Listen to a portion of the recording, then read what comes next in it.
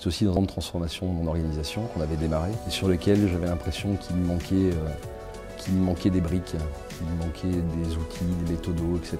J'arrivais à un moment où nous, on s'était transformés et donc je venais chercher à nouveau de l'énergie, de l'inspiration. Ça m'a paru important de vérifier la cohérence entre mon propre parcours et au fond ce que vivait l'entreprise, tous les changements, toute la transformation que vivait l'entreprise et les personnes de l'entreprise. J'avais le besoin de mettre en mouvement ce collectif, je l'ai fait de manière assez intuitive pendant tout un temps.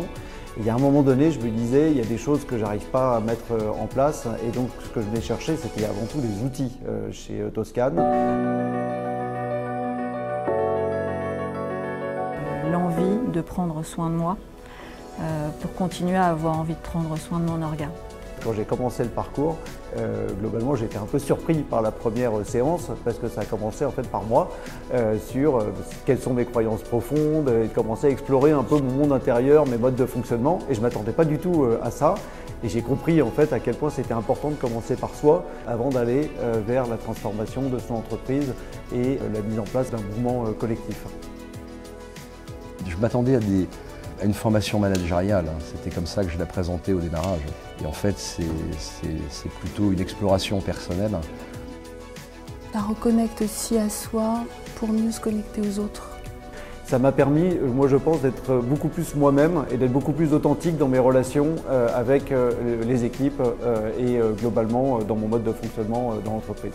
Ça m'a aidé à aussi mettre des concepts, expliciter des clés de lecture, des clés de compréhension à des choses que nous pratiquions dans l'entreprise et de pouvoir comprendre pourquoi ça marchait ou pourquoi ça n'avait pas marché. Quelle que soit l'émotion, écoute-la, accueille-la et utilise-la. Et c'est ça que j'ai le plus trouvé chez Toscane. Permettre à des organisations, au fond, de se simplifier intérieurement pour aller chercher l'énergie de la vie qui va se traduire dans des nouvelles façons de faire des process, de construire des process, de nouvelles façons d'animer, de nouvelles façons de piloter des projets. Si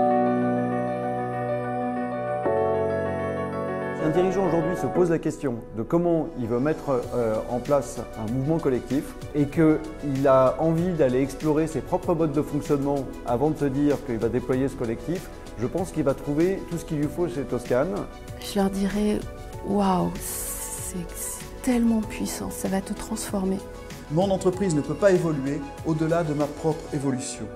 D'où l'importance de faire ce type de démarche dans laquelle le dirigeant s'engage personnellement.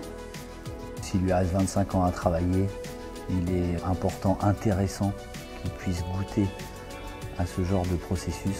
Je pense que pour accompagner une transformation, vivre Toscane, pour moi c'est un peu un incontournable.